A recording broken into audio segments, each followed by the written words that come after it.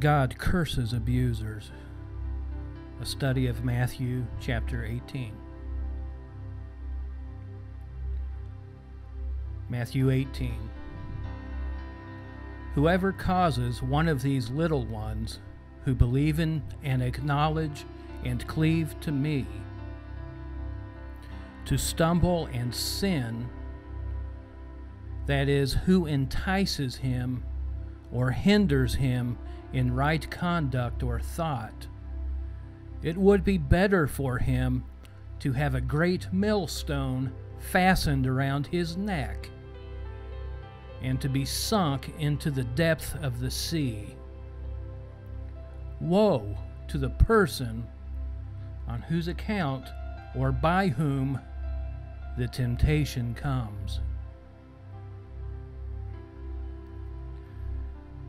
As I read this parable and judgment from the lips of Jesus, I imagine a young girl running toward the brilliant light of truth, of good and God, full of joy, excitement, and confidence. But before this little girl takes but a few steps, she feels a large foot brush against her leg, and she finds herself stumbling head first to the ground. So she tries again. She thinks to herself, perhaps, if I take a different path to the light, this light I so long to embrace, maybe Mommy will not stick out her foot and trip me up this time. But once more, before she garners a head of steam, she feels that large foot kick her feet out from under her, and down she goes. This little girl tries again. After all, the last two paths she took may have been wrong, right? The light keeps calling. The light keeps drawing and tugging on her heart. So she takes another stab at it, this time from yet another path. Same outstretched foot, same stumbling into the dirt, same result. This scenario is played out over and over again until the child makes the inner adjustments necessary to survive this moral stumbling block everyone knows as Mommy. Did you have your feet taken out from under you when you tried to please the overseers of the household you grew up in? Did you have your feet taken out from under you when you tried to do good? Did you have your feet taken out from under you when you demonstrated an interest in God? Did you have your feet taken out from under you when you tried to make your overseers proud of you? Did you have your feet taken out from under you when you were simply being honest about your perceptions, your feelings, your thoughts? Did you have your feet taken out from under you when you communicated the slightest discomfort at behavior that you instinctively knew was wrong? Did you have your feet taken out from under you when you attempted to show affection toward anyone or anything, including a pet,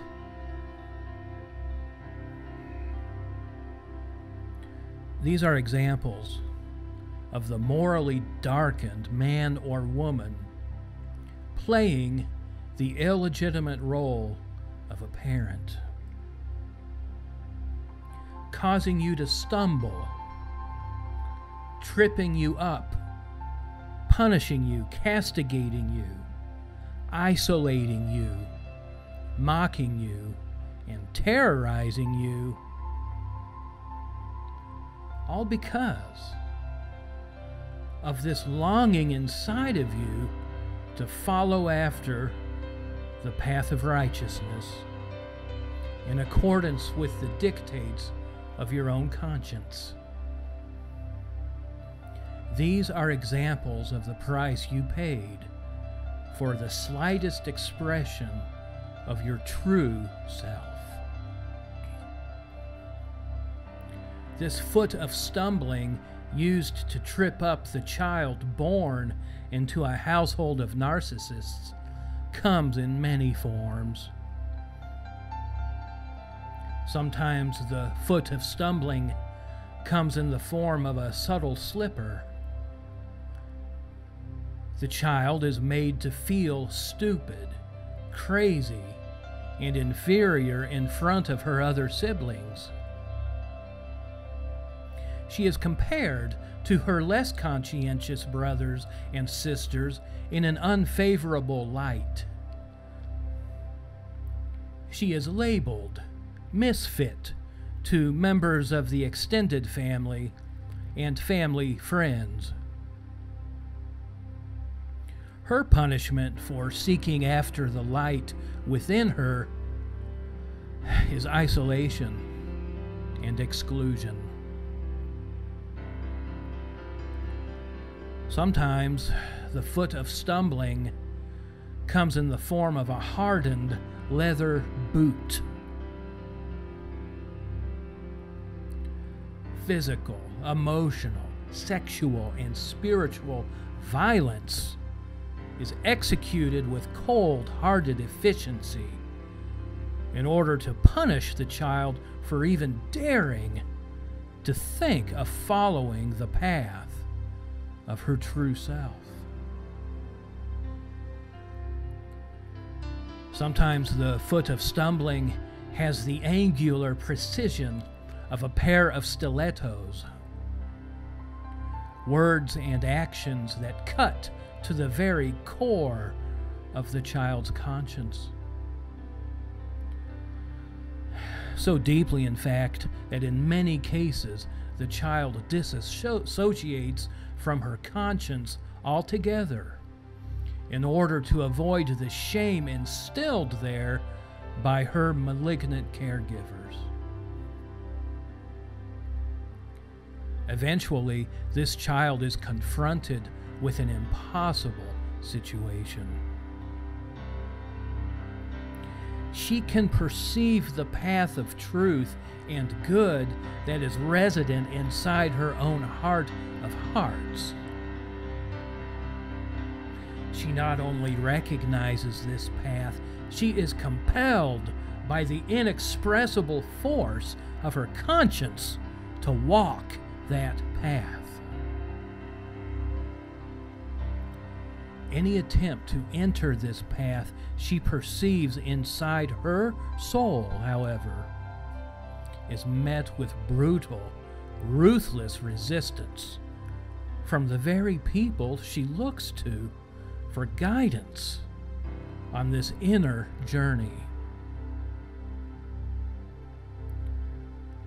Let's look at Proverbs for a moment. Enter not into the path of the wicked, and go not in the way of evil men. Avoid it, do not go on it. Turn from it and pass on. For the wicked cannot sleep unless they have caused trouble or vexation. Their sleep is taken away unless they have caused someone to fall. For the wicked eat the bread of wickedness, and they drink the wine of violence. This proverb illustrates quite vividly, I think, the dilemma faced by the conscientious child born and raised in a household of conscience-less narcissists. This child is faced with the torturous task of avoiding the path of the wicked while living in the household of the wicked. How does a child born into a family overlorded by the wicked not enter the path of the wicked?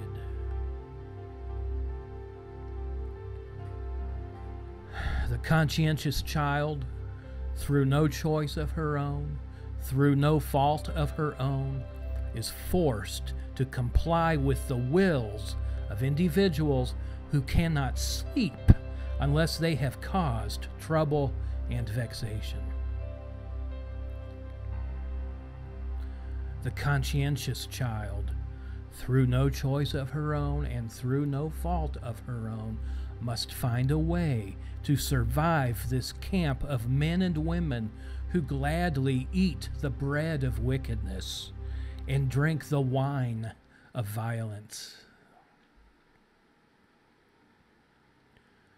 The conscientious child, through no choice of her own, through no fault of her own, is forced to comply with the demands of individuals who cannot rest unless they have caused someone to fall. This young child is that someone targeted to fall by these wicked individuals. And I sometimes wonder if this isn't why God seems to take personal responsibility upon himself for the welfare of the fatherless and the motherless. Those of you who have survived this hellhole with your souls and sense of self remotely intact are living miracles. You are the true heroes in God's book.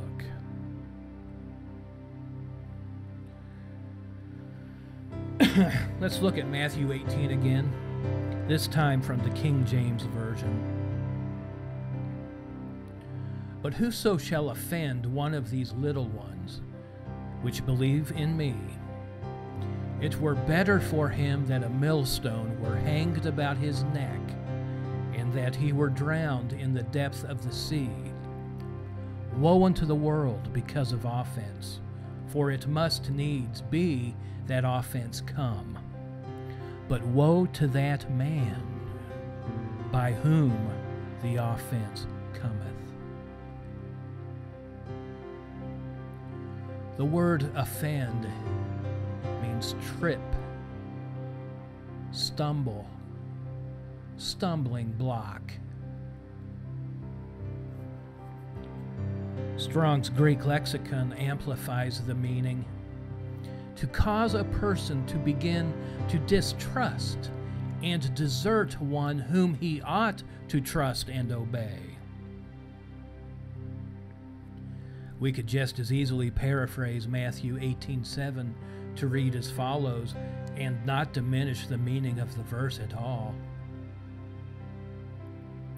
Woe to that man by whom a stumbling block comes. Woe to that man who causes one of these little ones to trip and fall. Woe to that man who causes one of these little ones to distrust and desert the one whom he ought to trust and obey. Now, I'd like to explore what Jesus meant when he used the word woe. We don't use that word anymore, at least not in the way Jesus used it. The word woe, in the context used by Jesus, means a ban or curse solemnly pronounced and accompanied by excommunication. It also means the denunciation of something or someone as accursed. Jesus pronounces a solemn curse on the man or woman who causes a little one to stumble from the truth. Jesus excommunicates the man or woman who causes a little one to trip and fall in their pursuit of good. In other words, God has absolutely nothing to do with such a man. The man or woman who causes a little one to distrust their God-given sense of right and wrong is denounced by Jesus as accursed and appointed to utter destruction. Jesus said it would be better for this man to swim with the fishes than to offend one of his little ones. The man or woman who deliberately, purposefully, and relentlessly pursued your soul is not looked upon by God with mercy. No, God absolutely detests them with a red-hot hatred.